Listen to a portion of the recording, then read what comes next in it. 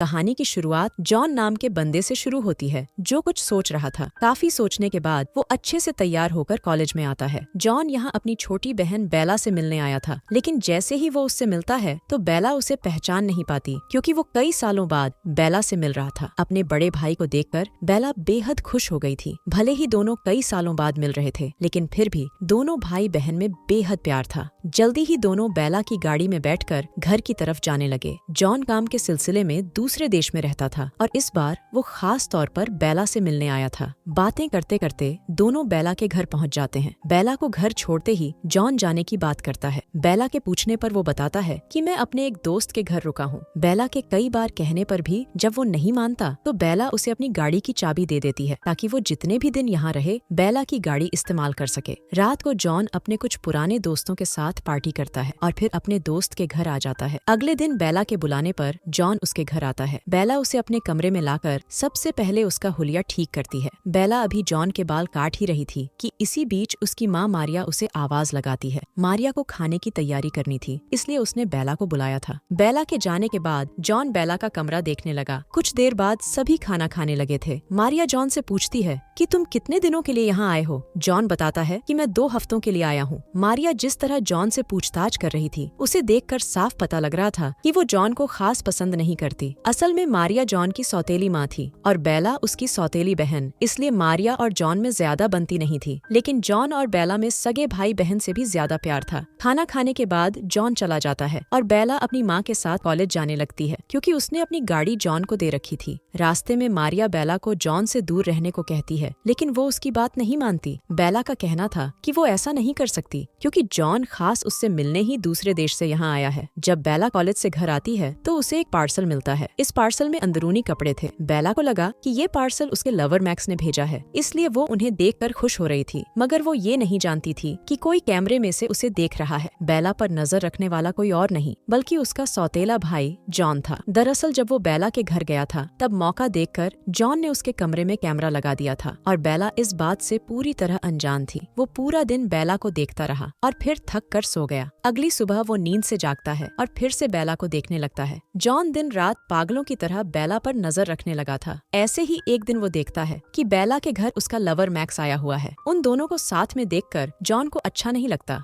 रात को बेला अपनी सहेली माया के साथ एक पार्टी में आती है। यहाँ मैक्स भी आया हुआ था। इसी बीच उसे जॉन का फोन आता है और वो भी उसे एक पार्टी में आने को कहता है। बेला मैक्स को छोड़कर नहीं जाना चाहती थी, इसलिए वो उसे मना कर देती है। लेकिन कुछ देर बाद बेला का पार्टी में मन नहीं लगता, इसलिए वो मैक्स से विदा लेकर जॉन की पार्टी में आ जाती है। यहाँ सभी दारू के नशे में डूबे हुए थे और खूब मस्ती भी कर रहे थे। बेला भी नशा करती है और जॉन के साथ पार्टी का मजा लेने लगती है। दोनों ने इतनी दारू पी ली थी कि दोनों एक दूसरे को चूमने लग जाते हैं। देर रात को जॉन घर आकर बेला को फोन कर उससे माफी मांगता है। बेला कहती है कि इसमें किसी की गलती नहीं, हम दोनों ही नशे में थे और नशे में ऐसी गलती होना आम बात है। अगली सुबह बेला जॉन के घर आती है। दोनों बाहर जाने वाले थे, इसलिए जॉन तैयार होने चला गया। जॉन जब तैयार हो रहा था तो बेला उसका घर और उसका सामान देखने लगी। इसी बीच बेला के हाथ जॉन का कैमरा लगता है, जिसमें एक लड़की खुले में प्यार कर रही थी। बेला को अजीब तो लगता है, लेकिन वो कुछ कहती नहीं और जॉन के साथ बाहर आ जाती है। खाना खाने के साथ साथ दोनों बातें भी कर रहे थे। बातों बातों में बेला उससे पूछ ही लेती है कि तुम्हारे कैमरे में वो वीडियो किसकी है? जॉन बताता है कि वो वीडियो मेरी लवर की है, उसे इसी तरह मस्ती करना पसंद है। बेला को इस तरह खुलकर बातें करते देख जॉन उससे पूछता है कि क्या तुमने कभी अपनी ऐसी वीडियो बनाई है? बेला कहती है कि मैक्स को मेरे साथ ऐसी वीडियो बनाना बेहद पसंद है। अब जॉन कहता है कि तुम मुझे वो वीडियो कब दिखाओगी? ये सुनकर बेला गुस्सा नहीं करती, बल्कि मुस्कुराते हुए कहने लगी कि वो वीडियो मेरे पास नहीं बल्कि मैक्स के पास है। बेला नहीं जानती थी कि मैक्स ने उसकी प्यार करने की वीडियो इंटरनेट पर डाल दी है और जॉन वही वीडियो देखकर उसके पास आया है। असल में बेला की ऐसी वीडियो देखकर जॉन उसकी तरफ आकर्षित होने लगा था, इसलिए वो बेला से मिलने दूसरे देश से यहाँ आ गया था। जॉन पूछता है कि क्या तुम्हें बुरा नहीं लगता? जिस पर बेला कहती है कि कोई मेरी ऐसी वीडियो बनाता है तो मुझे बेहद अच्छा लगता है। ये सुनते ही जॉन उसे अपने घर ले आया और उसे वही वीडियोस दिखाने लगा जो उसने बेला के कमरे में हिडन कैमरे से बनाई थी। बेला को यकीन नहीं हो रहा था कि उसके अपने भाई ने उसके साथ ऐसा किया है। वो जॉन पर गुस्सा करती है और कहती है कि मैं तुम्हारी बहन हूँ, तुम मेरे साथ ऐसा कैसे कर सकते हो? जबकि जॉन का कहना था कि तुम मेरी सगी बहन नहीं हो। ये सुनते ही बेला गुस्से में वहाँ से चली गई और अपने घर आकर कमरे में छुपाए गए कैमरे को ढूंढने लगी। जल्दी ही उसे कैमरा मिल जाता है, लेकिन कैमरा देखकर बेला गुस्सा नहीं करती, बल्कि फोन कर मैक्स को घर बुलाती है और फिर जानबूझकर उसके साथ प्यार करने लगती है ताकि जॉन उसे देखकर जल जाए। मगर ऐसा कुछ नहीं होता, बल्कि वो साला तो उन्हें देखकर मजे लेने लगा था। ऐसे ही कुछ दिन बीत जाते हैं। एक दिन मैक्स और बेला बाहर कैंपिंग करने आते हैं। यहाँ इनके साथ जॉन और बेला की सहेली माया भी आए हुए थे। कुछ देर बाद बेला बाथरूम करने झाड़ियों की तरफ चली गई और उसके जाते ही जॉन भी बहाना बनाकर उठ गया। वो जल्दी जल्दी बेला के पास आता है और उसके साथ जबरदस्ती करने लगता है। पहले तो बेला उसे रोकती है, लेकिन जब वो साला नहीं रुकता तो बेला भी उसका साथ देने लगती है, क्योंकि वो मन ही मन उसे चाहने लगी थी। दूसरी तरफ जब बेला काफी देर तक वापस नहीं आती तो मैक्स उसे ढूंढने लगा। जल्दी ही वो उसे ढूंढ लेता है, लेकिन उसे जॉन की बाहों में देखकर मैक्स के होश उड़ गए। मैक्स दोनों से कुछ नहीं कहता और चुपचाप वहाँ से चला जाता है। बेला रात तक जॉन के साथ ही रहती है और घर आने से पहले एक बार फिर वो दोनों प्यार करते हैं। देर रात को जैसे ही बेला घर आती है तो उसकी माँ मारिया उसे मारने पीटने लगती है, क्योंकि मैक्स ने उसे बता दिया था कि जंगल में जॉन और बेला क्या कर रहे थे।